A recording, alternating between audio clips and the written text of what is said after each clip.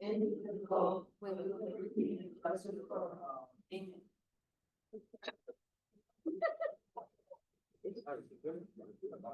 Okay, our next item on the agenda is item number 3 for general public comment. I'm gonna let Carol go first. Carol Bird. There we go. There you go. Come on. Carol Burns for the record. I'm here this morning to represent the people on Columbine Court. We're adjacent to a property at 520 Carnes, which burnt down last year on July 3rd. Since then, nothing has been done. All the remains of the mobile home, and I have pictures I'm going to give to Commissioner Garcia, are still there. We have currently 2 squatters, we believe, in trailers. We haven't gone on the property because Brian Farmer keeps saying it's private property. However, Cynthia Tuttle, who is the original owner, is dead. So technically, no one owns it. It's never been probated. It's never been willed. There's no will.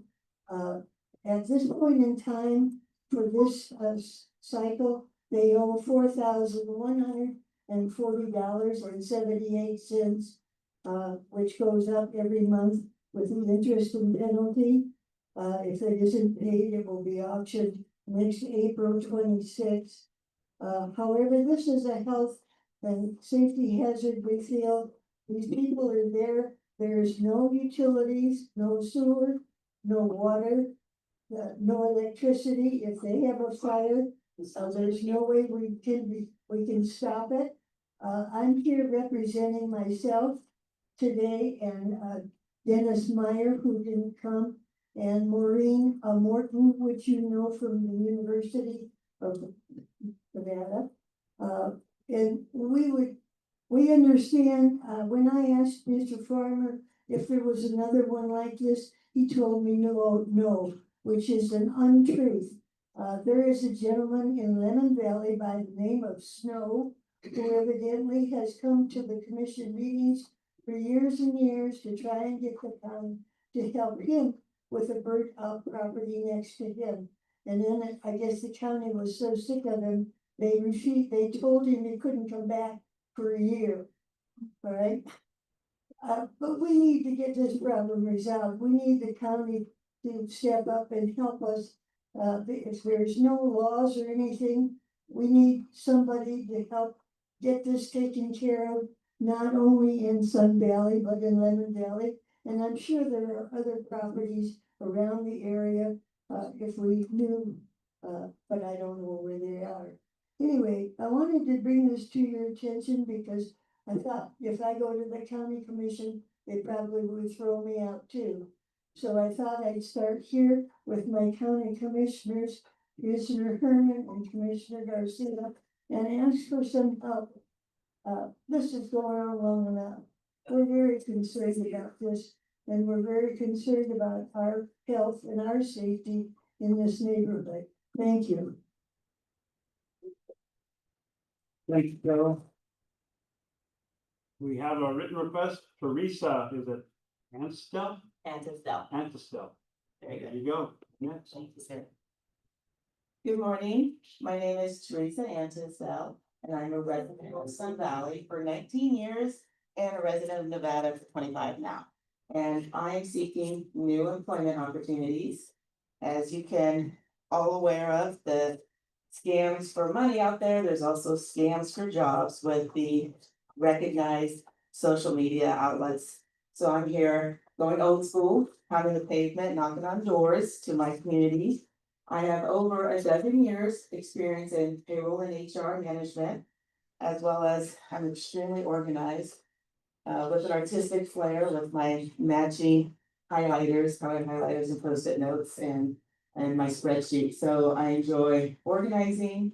I have leadership experience with you remember Kinko's Copies, so we're FedEx Inc. now. And so I was the senior branch manager leading the South Reno branch. So I just have a wide range of experience from customer service and I have a servant's heart. And so while an easy fit might be payroll and HR, I am open to finding something more to feed my heart in the service area with maybe education and nonprofit as well. Thank you very much. I don't have any other ones up here. Anybody else, throw a hand that would like to make a public comment, come forward and state your name. Chair Ryder, can you let the record show that Veronica Cortez is present? Yeah. Thanks. For the record, Sean McGrath, Sun Valley. I just had an announcement. My church is doing a clothing fair. I put some flyers in the back. We only do this once a year. I just happened to be on the committee this year. So on Friday, people are welcome to drop off and donate clothes. And then on Saturday, it's free shopping and people can just come get stuff. So thank you very much. And we will recognize that Veronica Cortez has arrived, okay? Any other public comments from anybody? We have another round of public comment. If you want to wait till the end, there will be another round. Okay, seeing no other public comments for the first round, we'll move on to item number 4, which is approval of the minutes for the meeting on June 7th, 2025. I move we approve the minutes of the meeting on June 7th, 2025. I'll second that. Okay, Mary seconded. All in favor? Aye. Aye, that's a unanimous vote for that. Now we come into the most important part. Maybe that's why you're all here.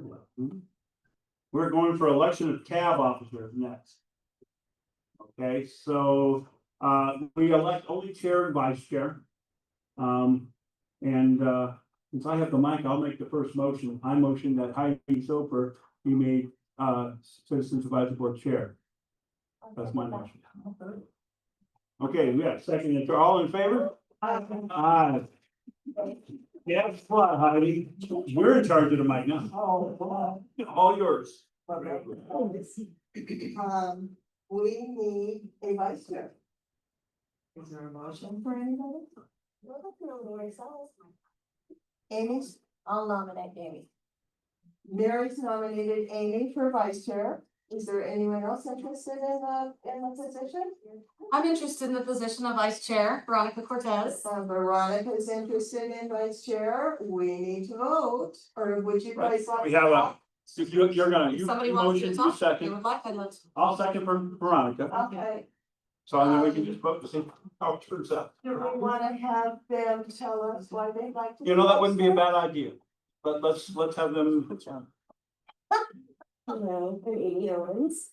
I think I should be vice chair. I've been here for a couple of years now and I've learned lots of it and I'm really interested in getting more involved in our community and making positive impact. And that's my 2 cents. Sounds good. Okay, first one, Veronica. Good morning, everybody. Veronica Cortez, proud citizen of Sun Valley since 1977. My grandparents came up from Texas in the 50s, local ranchers, 3rd generation. We have a brand with the Department of Agriculture and owner of the By Right Pizza, local business owner. I worked for the school district for 15 years, been a lunch lady, so I know the struggles that the schools have been going through.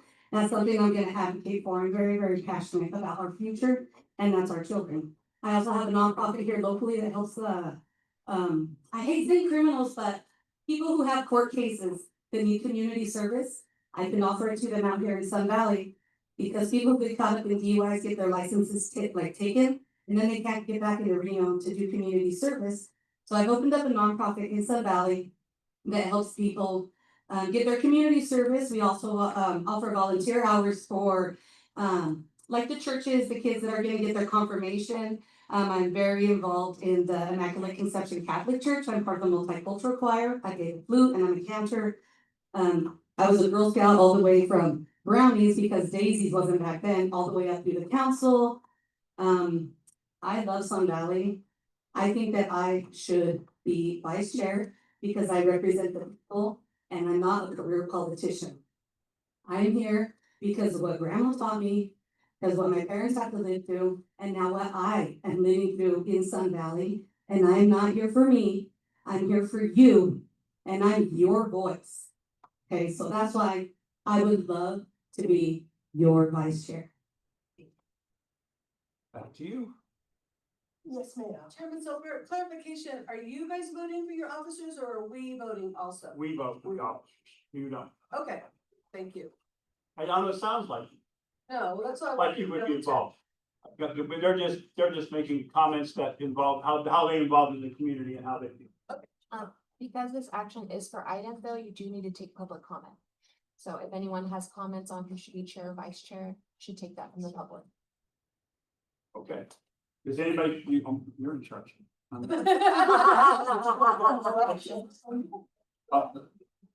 right, I guess we're still, well, no, you're chair, you gotta do it. Okay, I'll be happy to. You're in charge. We would like to have any public comments on either candidate for vice chair. Is anybody interested in saying anything? Somebody had a hand up. No We comments? just answered her question. Okay. Well, then we have a motion and a second for Amy as vice chair, so we need to vote. All in favor of Amy, say aye. Aye. Did you say aye? Yes, Okay, then motion carries, she's the vice chair. okay. Motion carries and Amy's the vice chair. All right, thank you.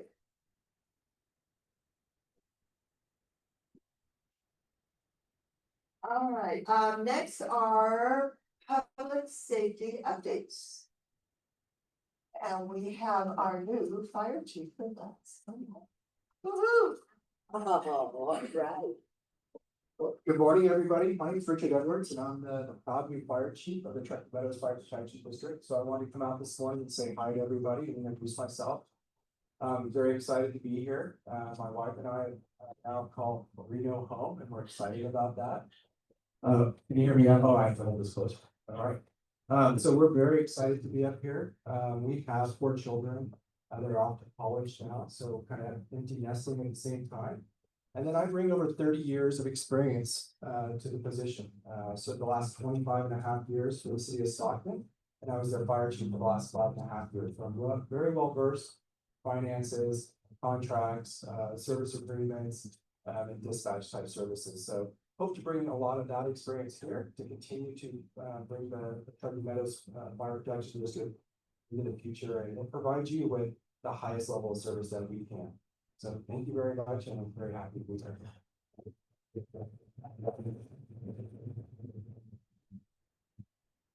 Good morning, James Solero, Battalion Chief Trenton Meadows, just for the record.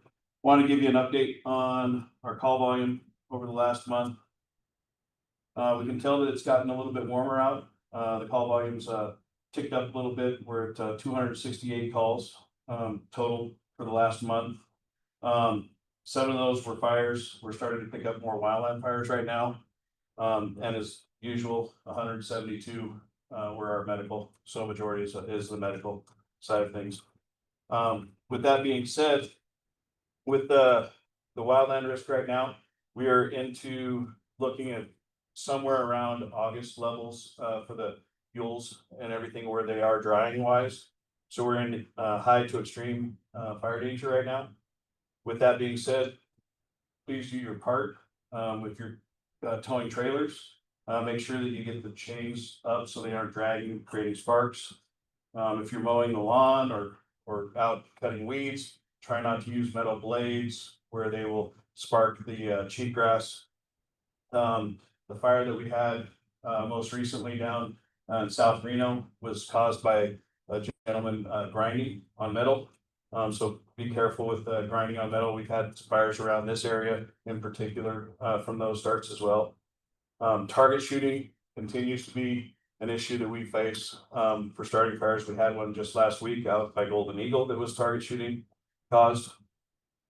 Along with those same lines, it's hot. Today, I think we're going to be pushing close to 100 degrees.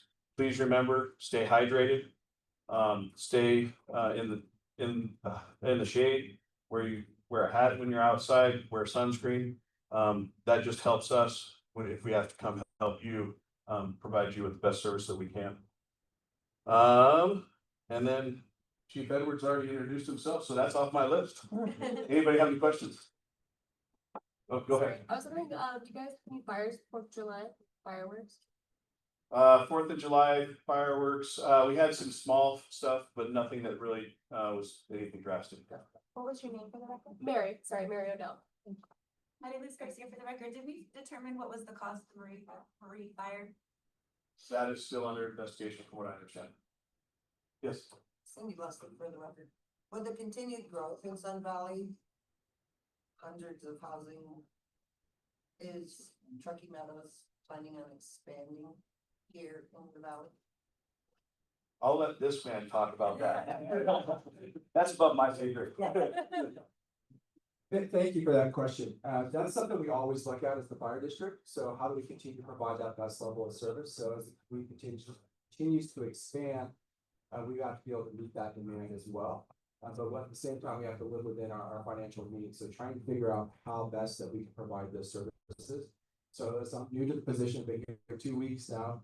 That's something we will definitely be looking at. We have consultants that provide us standards of cover type documents that kind of show us where we should have our firehouses located strategically so that we can reach all the points of the community and provide the highest level of services possible. So I don't have a specific answer for you, but I hope that kind of helps kind of get some insight to where how we think and how we'll move forward with it.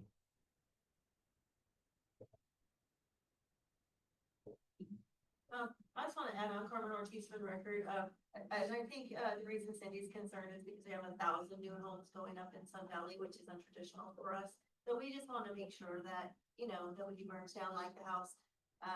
The trailer, Earl said, for years, the tweakers are gonna burn down the trailer. Well, guess what? They did. And so she was out there spraying her fence and the neighbors came over to help her so she didn't lose her house too. Oh yeah, and there was a water issue. They couldn't get water to the street. So that's, I think, what will be with that.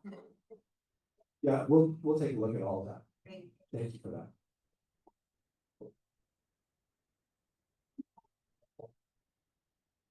Thank you. Thank you. All right, thank you, gentlemen. That was very interesting. We don't have a sheriff with us, do we? Okay, let's move on then to number 7, Community Wildfire Protection Plan.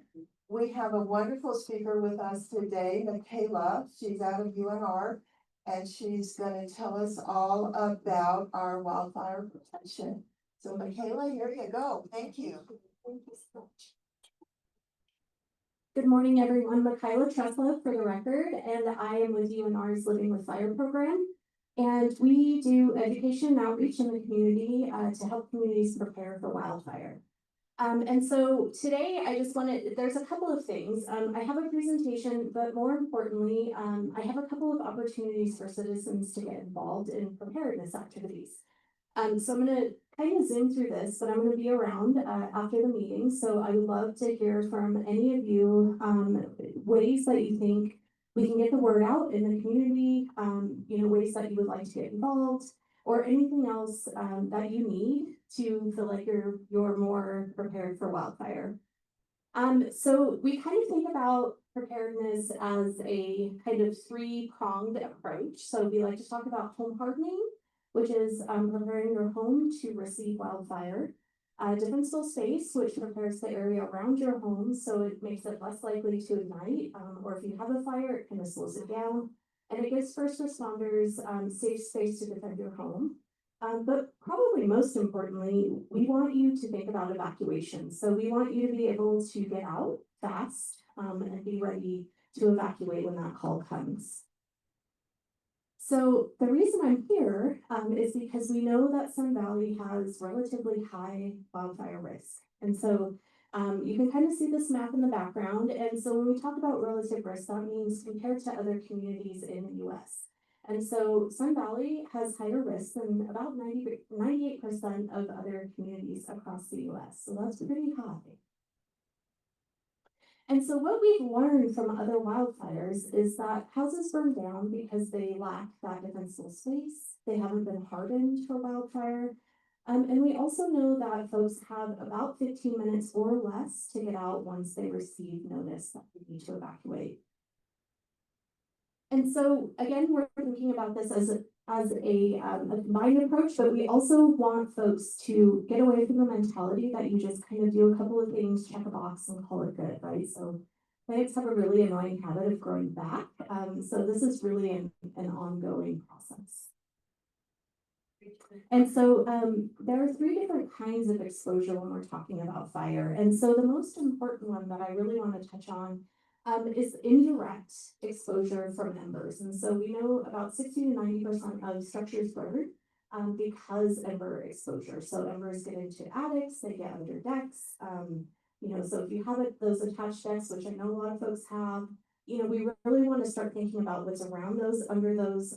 So when they're, you know, those embers are blowing in front of a fire front, they're not landing on things that are flammable. And so kind of to bring this one home, so 84% of buildings are vulnerable to that direct exposure in Sun Valley. And so when we think about the outside houses, right, these red areas surrounding the community, that's where we're worried about flame incursion, right? So we're worried about something coming in from the wildland, from the shrublands into the community. But then after that, we're worried about, again, these embers that can spread into the community and ignite homes in that way. And so again, defensible space, we have a couple of copies of a really great guide that we produced about creating defensible space around your home. And those are free, so please pick one up. But again, this reduces the intensity of the fire as it approaches your house. It also gives first responders safe space to defend your house. And then we talk about this in terms of zones. And so the one that I really, really want you to pay attention to is the first 5 feet. So that 0 to 5 foot zone from your house. And again, there's a lot of great information in that guide, so I won't go too far into it. And then really importantly, in communities that aren't in the traditional, what we call the wildland urban interface, right? So where houses are kind of interspersed in trees. We're really talking about these communities where houses are pretty close together. And so when we talk about defensible space, we need to think about that as overlapping with our neighbors. And so we really like to think about community preparedness, right? So you're only as safe as your house and your closest neighbor. And so we really like to talk about this on a community-wide scale. And home hardening is retrofitting your home. And so there are some really easy things you can do, like screening vents, screening those areas underneath your deck so that embers can't get under there. And you just use 1/8 inch screening all of, you know, any openings around your soffits, anything like that where fire can, or embers can get in and sneak in there and cause ignitions. And so, again, I just want to reiterate that, you know, this home hardening approach coupled with evacuation preparedness and defensible space, again, just reduces that fire intensity. It allows emergency crews to operate safely around your home. It gives you a better way to get out, right? So you don't want a lot of debris or anything around your driveway when you're trying to get out quickly. And then it also means that your home might survive without assistance, so without that firefighter assistance, if they're, you know, stretched thin, which they often are in emergencies. And so the most important thing, sign up for emergency alerts. Who knows how to do that, or who has done that? Who's signed up for emergency alerts? Yeah. So the county just switched to Smart 911 from Code Red. So if you have not switched your information over, please do that. And if you have durable medical equipment or family members that have durable medical equipment at home, NV Energy also has, I believe it's called Green Cross. And so go sign up for that, just to tell them that you have that equipment at home, you need a little bit of extra help and extra time to evacuate. And then again, we want you to pay attention to things like roofs, vents, decks. So roofs, so just clear the debris off your roof. If you have overhanging branches, they drop leaves. So just making sure your gutters, your roofs, things like that remain cleared off throughout fire season, which is kind of always now, unfortunately. And then we want your driveways clear, and then I'll just go ahead and skip. And then one really important thing, we want your street signs visible. And so if you go ahead and sign up for that, that Green Cross to let folks know that you or family member needs extra time to evacuate, or you need some help, first responders have to be able to find you. So making sure that your house numbers are visible. We like to see them posted on something that's non-flammable, but anything's better than nothing. So just making sure that your address is clear. Yeah. I have a neighbor at the corner of my street, and he refuses to cut his tree, so you can see the sign, and the HOA can't enforce to make him do that. So I personally don't have any, medical equipment at my house, but there's probably people on my street who do. Who can I give somebody the address and ask them to talk to this guy about cutting his tree? That's a great question. Does anyone from the county have any answers to that? So I will say He from, literally refuses to cut. yeah, and I'll say from my side, when we're talking about community preparedness, it's a really tough subject, right? It's really, really hard because a lot of times it means kind of working with folks across that fence, right? Which folks doesn't, we don't always have the greatest relationships. And so I always encourage people to get involved in community events to start that community building process. So having things like block parties, barbecues, just to start building those relationships with your neighbors. And so we kind of get away from those more like acrimonious interactions, and we start seeing each other as humans, right? Who have needs like being safe, right? And keeping each other safe. And I think when you start building that community and folks start seeing each other more as people and less as right, like the person next door who doesn't cut their tree, then you start building those relationships. Yeah. That's my advice. I'm not sure about the legal aspects. Okay, so we need your help.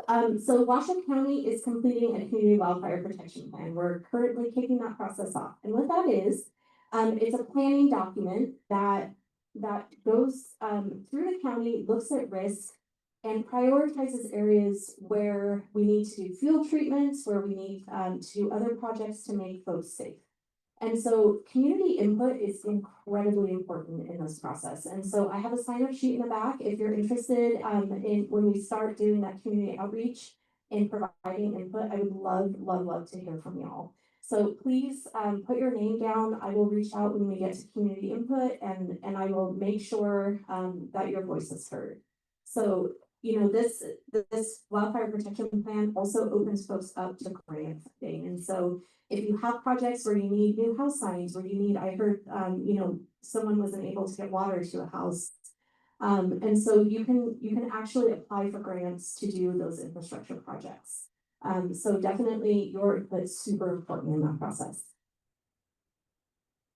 And then if you have a community who wants to write their own community wildfire protection plan, so CWPP, we're going to put on a workshop to help communities do that. And I'll say, even if you don't have a finished plan at the end, even if, that feels like a really big ask, just going through the process helps you think about your wildfire risk. And it helps you kind of just become more aware and also just more well-versed in talking about wildfire risk, and it helps you make those connections with your fire departments and other folks in your community that can help you out with wildfire risk reduction. More. Okay, the other thing we have, and this is brand new, is a neighborhood ambassadors program. So these are folks who we call them spark plugs in their communities, right? So they're super excited about community engagement. They're passionate about wildfire risk reduction, or any other, honestly, any cause, right? So these are the folks who have a lot of community connections. They want to help their communities. And so we have neighborhood ambassadors all over the state. And we're providing that peer support. So if you're saying, we organized a dumpster day and nobody showed up, right? How do you, other community ambassadors, get folks to show up? So I'm thinking about your tree issue, like how have you handled this stuff in the past, right? And so it's providing that peer support along with any education support that Living with Fire can provide, because that's all we do is education outreach. I think that's it. Yes, okay, so please, if you're interested in learning more about any of this, there's a sign-up sheet in the back. I would love to hear from you. And like I said, I'll be around after the meeting if anyone wants to chat more.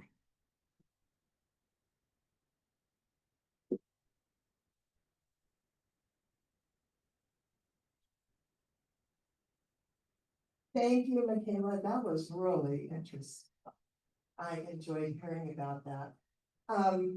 Our next, is number 8, the neighborhood development and hub. Do you have anything to tell us about, Alexander? I do. I'm not gonna use a microphone, but I'm gonna try to use my big girl voice. Hi, Alexander Wilson for the record with Washoe County Manager's Office. I did want to let you know that the Senior Advisory Board currently is looking for alternate members from any district to serve on that board. Starting, I believe it is at the time of appointment, and then we go through June 30th of 2029. So a few years into the future. But anyone that's interested in getting more involved in the community, I know seniors is an interest in this community as well as lots of communities throughout the county. And so anyone who wants to be a part of that, please apply. There is an online application, but anyone that needs a printed one can also pick one up and we can have that printed and available for you to turn in. There was the open space and parks, but that recently closed. And so we have about 20 applicants for that board. And so we'll be appointing to that here soon. The other thing that I covered during this item is our neighborhood development hub. For anyone that doesn't know how to get here, please let me know and I can give you step-by-step instructions. It's under our Washoe County Planning Division, and it has neighborhood development hub as one of the options. For Sun Valley specifically, I don't have any neighborhood development meetings that are popped up for unincorporated Washoe County. I can't account for City of Reno since they're not on our platform. However, if anyone wants information on either the District 2 for Marengo Springs, or if anyone has an interest in incline for some reason, we can talk about that and we can go through and see what they have going on. But as of right now, that is the only updates that I have. Cool. Any questions? Mike Ryder, do you have to be a senior to be on that board or can You you do just be not. anybody? You Okay, I can just be- want to make it clear that anybody can be on the senior board, so. Because there's a lot of younger people in here that might wanna, But we'll be seniors. yeah, I might wanna be paid for it ahead of time, you know? So, thank you. Carmen, you have a question? Hi, Carmen Ortiz for the record, so, I know there's no meetings about development upcoming, but their community is currently being impacted by the development that's happening right now. So is there somewhere we can go to find out when the streets are gonna be closed and when they're gonna be reopened? Cause they're totally random. It says it's gonna be closed this day through this day, it's not. It doesn't say it's gonna be closed and then it's closed. I understand they're doing a water main on Highland Ranch Parkway. But just so we could find out, like, when should we go around? When is Highland Ranch gonna be down to 1 lane again? It would be really helpful, I think, since you already have the website, maybe that information could be on there. Yeah, Alexander Wilson for the record. Unfortunately, we don't have a central area where that information is located, oftentimes because of so many changes in construction and projects, how that timeline gets moved around so much. We really don't have a central place for those types of closures. However, that is some good feedback and I'll let our planning staff know if that's something that we could potentially incorporate into our neighborhood development hub. Fantastic. From the developers. That'd be great. And then, so since you don't have the ability to do that on your website, maybe we could have the developers have a ongoing, this is what's going on today on their website, and you just give us the link. This is who you contact for Highland Ranch Parkway. This is who you contact for O'Brien's Pass, Ladera Ranch, because they're doing water work up there. This is who you contact if you can't get through, right now the boulevard was down to 1 lane. So this is who you just give us the link, the people that are computer savvy and, you know, we're losing the people that are not. So, give us a link. Hey, make them tell us what they're doing, please.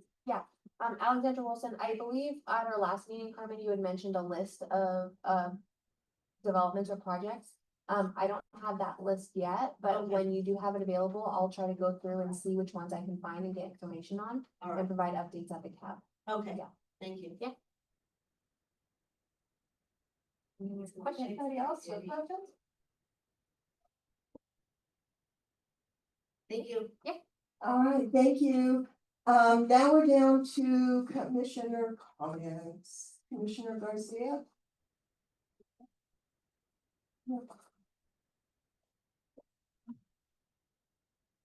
Good morning, everybody. My name is Garcia for the record. I don't know where to stand. I'm gonna switch it up, come over here by Veronica.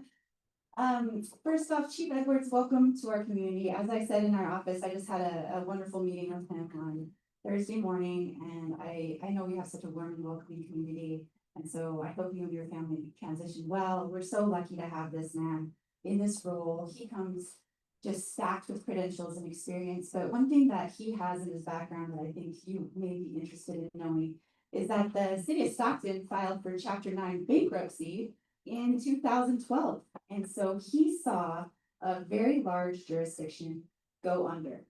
And to climb out of that, and I don't know how things are nowadays, we can talk about that offline, but you know, when you have a leader that can lead during good times, that's one thing, but when you can have a leader that leads during hard times, that's a completely other thing. So to me, I'm really looking forward for your leadership and your guidance, especially as our budgets continue to tighten and we're all facing budget constraints in all of our jurisdictions here locally. So welcome to the team.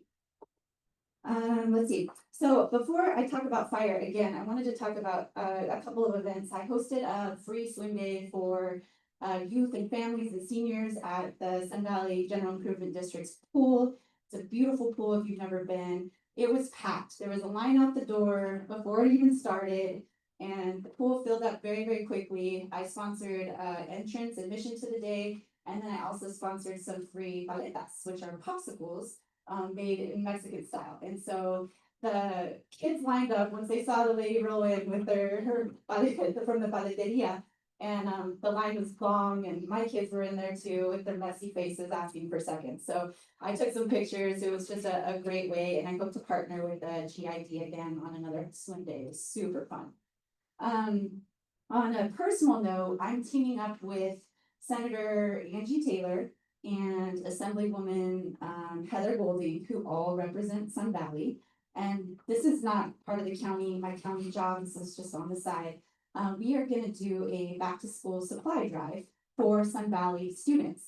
We're focused on 4 elementary schools, and we're gonna focus on the middle schoolers. Because we found out that the middle schoolers, as you know, have those clear backpack requirements.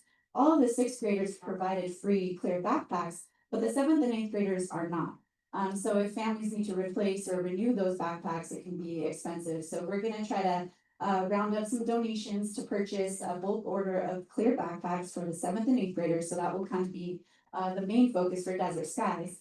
And then we will do a general supply drive for things like composition books and pencils and crayons and paper.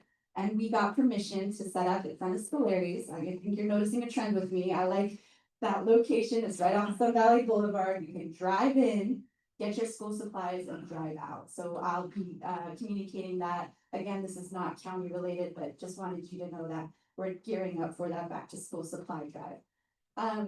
Speaking of changes, well, not changes, but speaking of Sun Valley, we have our meetings that are shifting to Mondays, the first Monday of every month. So this is our last Saturday here at Hobie's, but Hobie's has generously offered this space for us again. Mondays at 6 p.m. It's gonna be a little tight with traffic, people coming to and from work. And I wanted to let you know, we were talking about this before the meeting. I plan to continue to work very closely with Vice Chair Herman. Her and I have a great relationship. We stay close communication, especially about Sun Valley resident issues. So don't worry about these imaginary lines. But that said, with that change, I wanted to make sure not to shut out people in Highland Ranch or Quartz area. So raise your hand if you're kind of in the Quartz Lane area, Highland Ranch, District 5. So the good news is with my 1 mile amendment that I proposed and was passed, nothing changes right here on this board. So it doesn't matter if you're District 3 or District 5, you will always be able to serve in this capacity. You can, any constituent can attend any CAB, so there's no limitations there. You could go to Lund Valleys if you wanted to, or down in Washoe Valley if you wanted to. So no changes there. We have great leadership here. I just thought that 1 mile amendment would preserve a really great representation, because whoever drew those lines last time, they chopped off the top of Sun Valley, and that just did not make any sense to me. So that's the change. And then back to fire, because all 4 of these bullet points that I wrote down have fire kind of theme. Thank you so much for your presentation. Sun Valley has a higher fire risk than 98% of US communities. Is that, did I write that down correctly? Oh my goodness. Okay, so what I want you to know on the coattails of what Carol Burns brought up earlier, I've already initiated conversations with our assistant county manager and our fire chief regarding an opportunity to look at Washoe County code and strengthening the enforcement part of our code. So I'm hearing more and more stories and phone calls, and I think where this may live is in the nuisance part of our code. So I started to dig into that. I've got some folks helping me look into that. So here's what I'm hearing. I have a constituent off of Leonesio who has somebody who's mentally ill who lives below him. He's built an illegal lean-to, there's an accumulation of firewood, and it's getting worse by the month and by the year. And so with code enforcement, as they often do, they drive up to the residence. If they can't see it from the front of the street, then they say we can't do anything. Well, that resident is very concerned about fire, rightly so, because as we know, fire catches here in Sun Valley, it rips down these fence lines and it can destroy homes. Another instance, not in Sun Valley, but not too far from here on Wedekin, it's illegal to live in a trailer, fifth wheel or an RV. That's in the code. But when code enforcement goes up there, they say, we can't enter a property because it's private property. And guess what? This resident is having water damage issues, an increase of rodents. He doesn't know if these individuals are using the restroom back there. It's impacting his quality of life. The third issue happened in the city of Reno, and citizens are trying to be proactive. Hey, there's squatters living in this residence, and it's getting worse. Well, city of Reno, took the report. They did the same thing. Drive up to the property. We can't go back there. It's private property. Well, that resulted in a fire on Monday, right next to Peppermill. I don't know if you guys saw it on the news. And it's really frustrating to me that you all are doing your jobs, being the eyes and ears of the community, and then our code enforcement, for some reason, is not able to take it the next step when it's a fire or a public safety issue. And so I promise you, I'll do some research in that. I'm gonna do whatever I can, because there's gotta be a mechanism somehow that we as citizens can team up and say, there's several of us in the community that are concerned about fire or public safety issues. We should have a voice in that, and I want to empower our code enforcement to be able to do that job, because I know they care too, and it's frustrating when they see these, like Carol's pictures back there. They don't want to see that either. It's not code enforcement's issue. So that's on us for a policy idea, and I'll be working on that. So my team, commission support, who are incredible, they're gonna help me do another fall cleanup. Every single cleanup we've had has been incredibly successful. So we're gonna do another fall cleanup. In the spring, we're looking at doing a potential ditch cleanup. Now, this would be volunteer based, but we would target some ditches in Sun Valley after they do that initial spray in spring. And we would get a team of volunteers to go out there and do the manual labor to clean up some of these ditches that if you don't tackle them with the spray and they keep growing, then they're taller than you, which also can create a fire hazard. And then still working on the private residence cleanup. If the owner is amenable to us coming on the property, I would sponsor a waste management dumpster. We would get volunteers, and then we would help clear out some of the debris, because as I told Chief Edwards, some of these residences, you can't even walk up to the entrance without like going through a maze of garbage and trash and accumulation, and that's a fire hazard. One more thing, actually that's it. Take a question. Well, I just wanted to add to your thing, we have a program in the GID where if your code enforcement actually lists a property that needs to be cleaned up, we can get dumpsters too. Perfect. To help out. So I just want to let you know that so you can incorporate it in whatever you're doing. Let's go. Let's go. I'm down to do these cleanups, and we need your help to help spread the word once we start announcing the dates and times. It's very easy to show up, and you get a lot done in an hour. I've been to cleanups where we've completed the project in 45 minutes, just quick BLM cleanups. Yes. Yeah, but Kyla Tressler for the record, if you can send that information to Living with Fire, I believe we can send those dates out on our social media. Great. Thank you. Appreciate that. Any other questions, comments, concerns? Yes. Okay, so, is it true that since we'll be meeting on Mondays, that the Sun Valley Cab and the North Valley's Cab are gonna be meeting on different Mondays? No, Commissioner Kerman told me that there's a conflict in the scheduling of that they're both the first Monday of the month. Is that right, Vice Chairman? Okay, so. Okay, Alexandra's shaking her head. Alexandria Wilson for the record, so we have cabs on all of the Mondays, so Sun Valley is the first Monday, North Valleys is the second Monday. West Truckee Meadows is the third Monday every other month, and Incline Village is the fourth Monday every month. So there's no overlap. There's no overlap. Great. Yes, we do that on purpose. We don't want to have competing cabs. Thank you, appreciate that, we really appreciate that, and we thank you for not making them on Thursday nights, so they conflict with the GID. Which schools in Sun Valley are Title I schools? I believe all of them. Even Virginia Palmer? I think so. Okay, so normally in Title I schools, I mean, I think I love the school supply drive, right? Of course, I love children, but it, the school supply, the supplies in Title I schools, is HUD also a Title I school? Yes, And Desert Skies is a Title I school? yes. I talked to the principals and they said that their Title I funding got cut Oh, quite okay. substantially. Okay, So this is to address that need. fantastic, thank you. Mhm. Any other questions? All right, thank you. Thank you, Commissioner Garcia. Commissioner Herman? Commissioner Herman, do you have anything you'd like to add? No? Are there any board members that would like to say anything? I just wanted, because I'm on the way out, first of all, I want to thank the community. I've been chair for a while. I've been on this board as vice chair for much longer. And I've been here for almost a decade on this tab. Before it changed, when it was still doing development. And then during COVID, when we could only do it by Zoom. And then out to this version of the cab. So I want to be thankful for, the ability to be able to do this in my community, to serve you as the people. I also want to say congratulations to both the new chair and the vice chair. They're really good people. They're hardworking. They're very community active.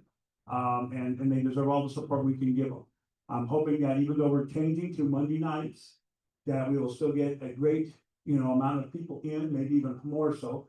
I understand the constraints of some of the elderly having issues that come in the evenings and stuff like that, but I'm hoping that it still won't impact, our involvement, because half the reason that some of these members are here, I always advocate.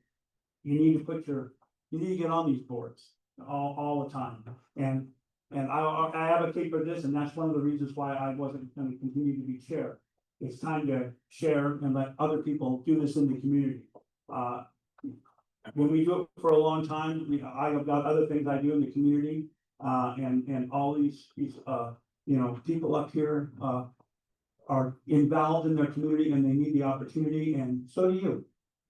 Please, don't stay silent, don't just come to the meetings, get involved, because that's how change happens. I just wanted to let you know that you need to do that. And then a little plug for the GID, because I'm on the GID board. If you want to know what's going on with development, there's a new website going up that we're developing, and we'll have a development tab, which you can pull down and see the developments that are happening in Sun Valley that the GID is involved with. We have a long list, and I'm sure the county has it too, but just in the valley, we've got Five Ridges, Ladera Ranch, the Highland 2 thing. We've got we've got so many that I can't even. We got some new ones. Cave Court or something. Anyway, we've got so many that's why we're putting a tab in there, so you can tab in and see what developments are at the GID, so you can see what's going on in our area, what's growing. And I will propose in our meeting as well, if there's anything that we are going to impact, that we can post it on our development page, so that you know what streets are closed, or when we're proposing to close a street, to do a water main, and things like that. We can try to get that on that page for you guys as well, so that you can have access to that information if you want to go to the GID website and tab down on development. You can see what's going on with each development, what's some of the information. So I'll be talking to our staff, see what we can do to help give you even more information to help make your life easier, because that's the worst thing in the world during the summertime is the construction in this area and having to figure out how we're going to get from point A to point B.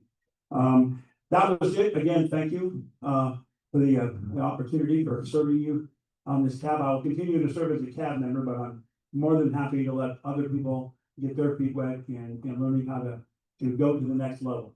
You know, we're always hopeful when we get people in vice and chair, that means that they're preparing to go to the next political level to get involved someplace else. This is kind of a learning place, and I think it's a good place to learn because you're talking to your friends and neighbors. So please come join us. Be part of it. Thank you. Thank you, Mike. Is there anybody else? Anna? I just wanted to thank Mike for all of his service on the cab. He's been phenomenal in this role. I'm sure it's all on email, and we'll miss you, as I we really look forward to having you stepping into that role.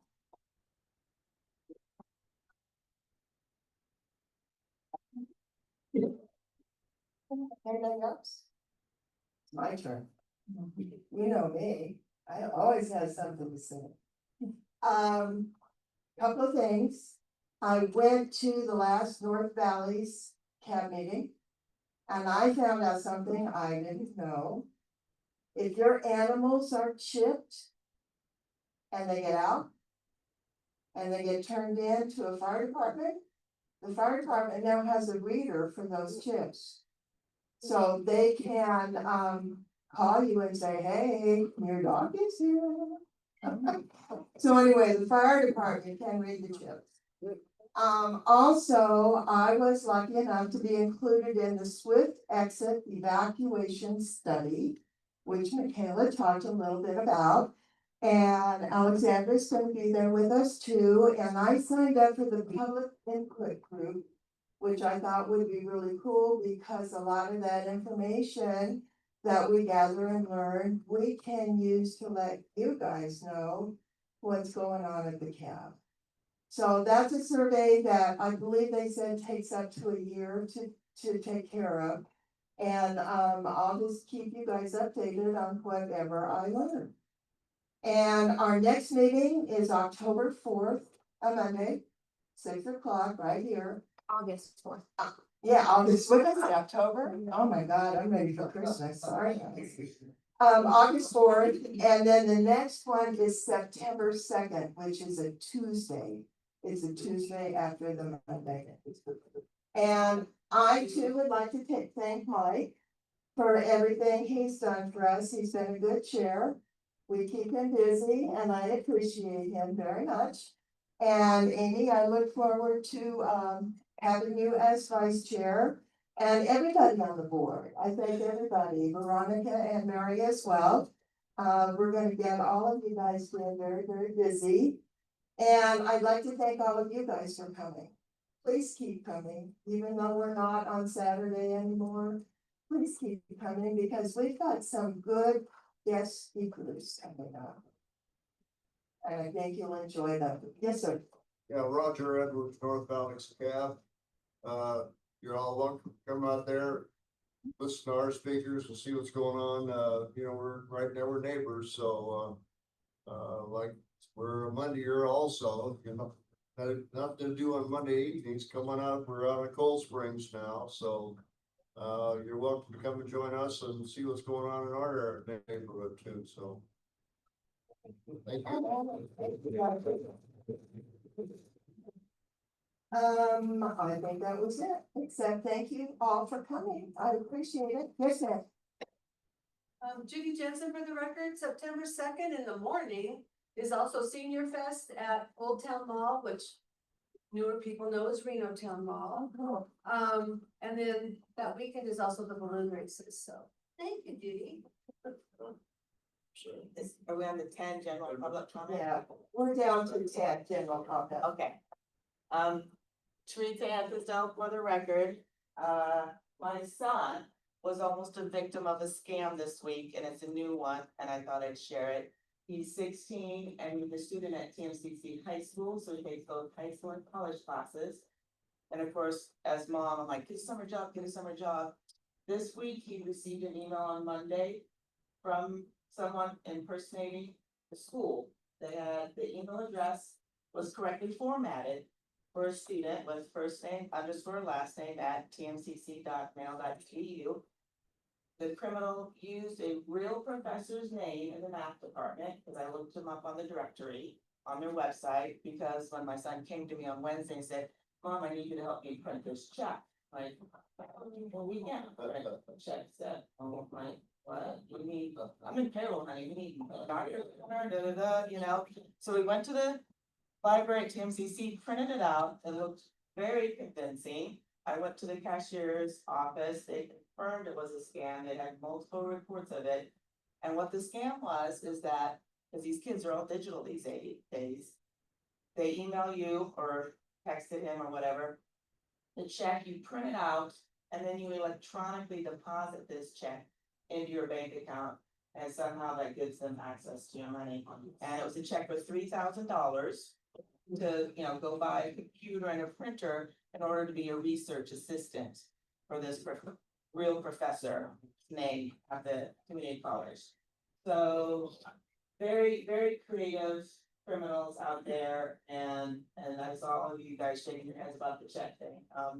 But apparently that is a real legitimate process, because my good friend always says that Just Between Friends consignment sale at the Reno Livestock Event Center, and for years she's been paid with an electronic check. She goes to a third-party website and she just prints it out on plain paper, plain ink. So it is technically feasible. I've never heard of that till this week, because I'm like, you can't print a check, but you can, but I guess it's a third-party website. You print it on paper, and my friend has taken that check into the bank, and she's also electronically deposited it. But, in this particular case, you know, I'm like, nobody gets paid $3,000 to go start a job and buy stuff. So that was my red flag, and we went through the process, because he's not gonna listen to mom. Gee, that's a scam. We went to the library at TMCC and went up to admin, and they received lots and lots of complaints, and they were doing their best to try to figure it out and stamp it down. So, thank you. Yeah, very anxious of them. Very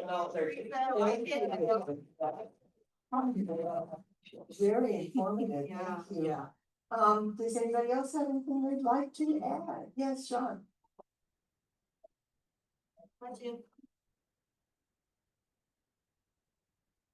Sean McGrath, record. It's a case by case basis, but in my neighborhood, I had a neighbor whose tree was going over the corner. And I just filed a thing with the county for maintenance, and the county came out and trimmed the tree around the road sign. They can't, but I'm guessing, you know, it depends if it's actually obscuring county property. And then, of course, while I had them out there, I also had cut some trees that were in the ditch that were blocking the view from the road coming down Dan Dean, because there was trees growing in the ditch that you couldn't see when you were turning off of Leonicio. So use the tools that we have. I just went to the 311 and went on the line and filed a maintenance request, and they were there within 48 hours.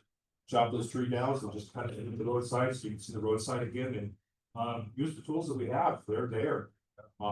And thank you guys. Thank you for all your service, Mike. Thank you all guys, and thank our commissioners. Thank you. Thank you, Sean. Is there anybody else? Mike? Yeah, you can see I'm used to talking too much, and now I can't. It was about a scam. I had a constituent just call me yesterday, while I was, across town. It's about a scam going on here in Sun Valley. It was about a water quality scam, where they got an email about some kind of settlement for water quality, in the area. If you get it, don't open it. It's a scam. My constituent called me because they couldn't get a hold of the GID because the GID was closed.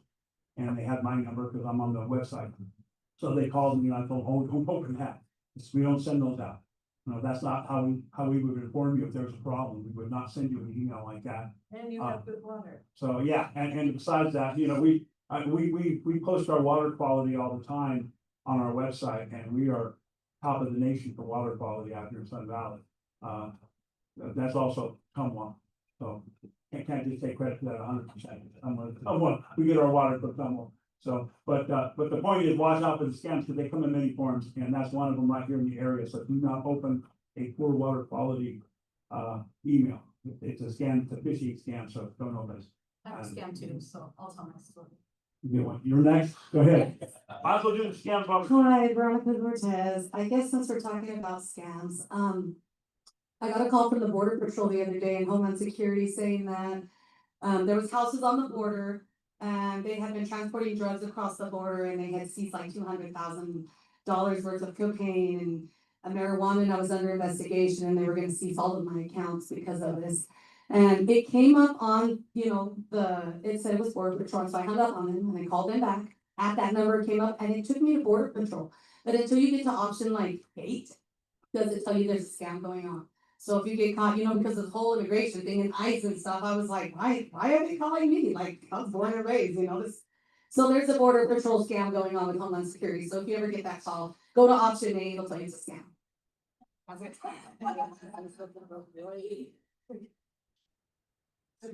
Anything else?